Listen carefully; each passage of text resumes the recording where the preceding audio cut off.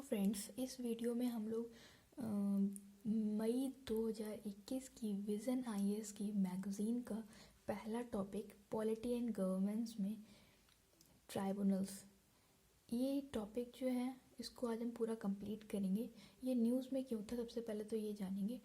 ये एक central government ने अभी एक ऑर्डिनेंस पास किया था जिसका नाम था tribunal reform rationalisation and conditions of service ordinance 2021। इसमें ये क्या करेंगे, कुछ एपेलेट ट्राइब्यूनल्स जो थे उनको अबॉलिश करेंगे, अथॉरिटीज़ को भी, और उनकी जो ज्यूरिसडिक्शन है उसको ट्रांसफ़र करेंगे जो एग्जिस्टिंग जुडिशियल बॉडीज़ हैं। ठीक है, अब इसमें और न्यूज़ जानेंगे। तो इसमें लिखा है कि ऑर्डिनेंस जो है वो अमेंड करेगा फाइनेंस एक्ट 2017 को। क्यों? क्योंकि ये कुछ प्रोविजंस इंक्लूड करना चाहता है। पहला जो है वो है composition of search come selection committee. तो ये जो कमेटी होगी, ये एक कमेटी बनाई जाएगी जो कि रिकमेंड करेगी सेंट्रल गवर्नमेंट को कि अगर कोई ट्राइब्यूनल बना रहे हो तो उसका चेयरपर्सन कौन होगा और उसका मेंबर कौन होगा। तो इस कमेटी में कौन कौन मेंबर्स होंगे? चीफ जस्टिस ऑफ इंडिया या फिर जज ऑफ सुप्रीम कोर्ट, इनमें से कोई एक। 2 secretaries nominated by central government.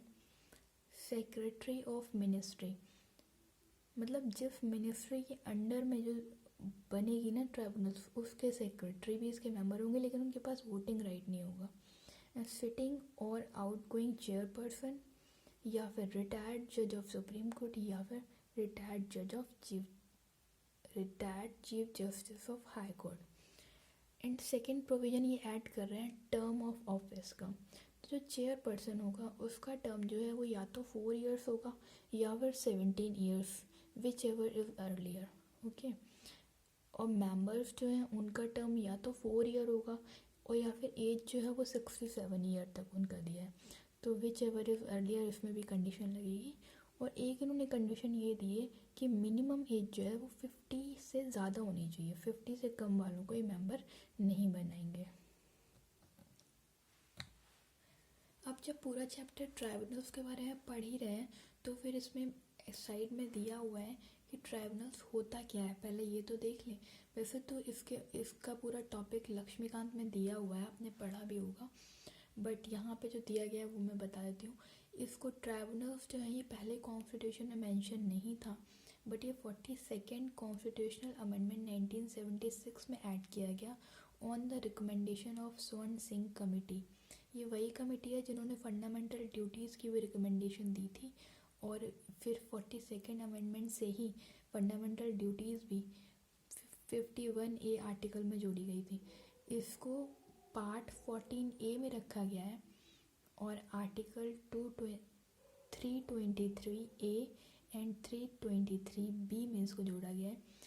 323A में दिया गया है एडमिनिस्ट्रेटिव ट्राइब्यूनल से रिलेटेड, और 323B में जो अदर मैटर्स आएंगे उनसे रिलेटेड होगा। ठीक है, ये जो ट्राइब्यूनल्स हैं ये प्रिंसिपल ऑफ नेचुरल जस्टिस पे वर्क करते हैं और इनके पास पूरी तरह से सिविल कोर्ट की तरह पावर होती है, जैसे सिविल कोर्ट के पास होती है। ये कोर्ट जो है, ट्राइब्यूनल्स जो हैं वो क्वासी जुडिशियल एडमिनिस्ट्रेटिव बॉडी है। ना तो ये पूरी तरह कोर्ट होती है, ना ही ये कोई एग्जीक्यूटिव बॉडी होती है। इनको क्वासी जुडिशियल एडमिनिस्ट्रेटिव बॉडी बोलेंगे। अब नेक्स्ट पॉइंट है कि आखिर ट्राइब्यूनल्स की इंडिया में नीड क्यों पड़ी, क्योंकि ऑलरेडी कोर्ट तो थे ही, high court, supreme court, subordinate court. तो इसमें पहला पॉइंट है पेंडिंग केसेस। इंडिया में पेंडिंग केसेस इतने ज़्यादा हैं कि मैगज़ीन में डेटा भी दिया गया है कि 2019 में सुप्रीम कोर्ट में 60,000 केसेस जो है पेंडिंग है। 2019 में हाई कोर्ट में 44 लाख केसेस पेंडिंग है एंड सबऑर्डिनेट कोर्ट में 3.1 करोड़ केसेस पेंडिंग है। तो देख रहे होंगे आप लिस्ट में कितने ज़्यादा केसेस पेंडिंग हैं। तो जब कोई इम्पोर्टेंट इशू जिसका तुरंत जस्टिस देना हो तो उसके लिए ट्राइब्यूनल में जो केस जाते हैं वो जल्दी सॉल्व हो जाते हैं। तो सेकंड पॉइंट यही है, फास्टर डिलीवरी ऑफ जस्टिस। और को पहला तो वही है पेंडिंग केसेस कि कोर्ट के ऊपर तो ऑलरेडी इतना बर्डन है कि वो उन्हें देख ही नहीं पाएंगे कि कौन सा इंपॉर्टेंट केस आ रहा है, किसको पहले देखना है। Already 1000 of crores of cases are pending. Third point is cost efficient. Tribunals में जितना कोर्ट में जाने से पैसा खर्च होता है उससे कम कॉस्ट पे ट्राइब्यूनल्स में केस सॉल्व हो सकता है। एंड इफ़ेक्टिव भी ज़्यादा होता है, ये जल्दी भी मिल जाएगा और इफ़ेक्टिव भी होगा। तो ये 4 पॉइंट दिए हुए हैं विज़न में। इसमें नेक्स्ट पॉइंट दिया है कि इस ऑर्डिनेंस के साथ इश्यूज़ क्या है। इस ऑर्डिनेंस पे काफ़ी हल्ला मच रहा था कि सुप्रीम कोर्ट ने फ़िलहाल तो इसको चैलेंज किया गया है सुप्रीम कोर्ट में। तो पहला पॉइंट है इसके इश्यूज़ के लिए कि ये एक तो ऑर्डिनेंस लाया गया, कोई नॉर्मल बिल नहीं पास किया गया, कोई पार्लियामेंट में कोई डिस्कशन नहीं किया गया।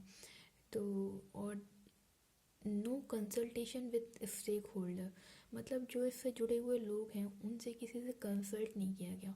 और ऊपर से ऑर्डिनेंस और था तो लोग जो है वो भड़क गए। और इसमें क्या है, नो जुडिशियल इम्पैक्ट असेसमेंट, कि ये असेस नहीं करा जा रहा है कि जुडिशरी पे क्या फ़र्क पड़ेगा। मतलब आर्टिकल 50 आपने पढ़ा होगा जिसमें बात की है separation of executive and judiciary. लेकिन जो जुडिशरी है, जैसे सुप्रीम कोर्ट में जब जज अपॉइंट होते हैं तो कोलिजियम बनाया जाता है और जुडिशरी खुद ही अपॉइंट करती है उसमें कि किसको अपॉइंट करना है, नॉमिनेट करती है, सॉरी। तो लेकिन यहाँ पे जो मेंबर्स, जो कमेटी बनाई गई है उसमें मेंबर्स में एग्जीक्यूटिव का भी रोल है। तो यहाँ पे सेपरेशन तो ख़त्म हो गया ना, जब जुडिशरी में ही अपॉइंट प्रोसेस में ही एग्जीक्यूटिव आ रहा है। तो ये इम्पैक्ट जो है ये असेस नहीं किया जा रहा है कि सेपरेशन ऑफ पावर का क्या हुआ। और तीसरा है कि tenure of office of chairman and member. देखो 2020 में एक केस था तो उसमें मद्रास बार एसोसिएशन केस में मद्रास हाई कोर्ट ने ये बोला था कि इनका टेन्योर जो है चेयरमैन और मेंबर का वो 5 ईयर फिक्स किया जाएगा। लेकिन सेंट्रल गवर्नमेंट ने ये बात मानी नहीं और जो अभी जो इन्होंने ऑर्डिनेंस निकाला है उसमें उन्होंने आपने देखा होगा 4 ईयर टाइम जो है फिक्स किया है। तो ये कुछ इश्यूज़ हैं जो जिसकी वजह से थोड़ा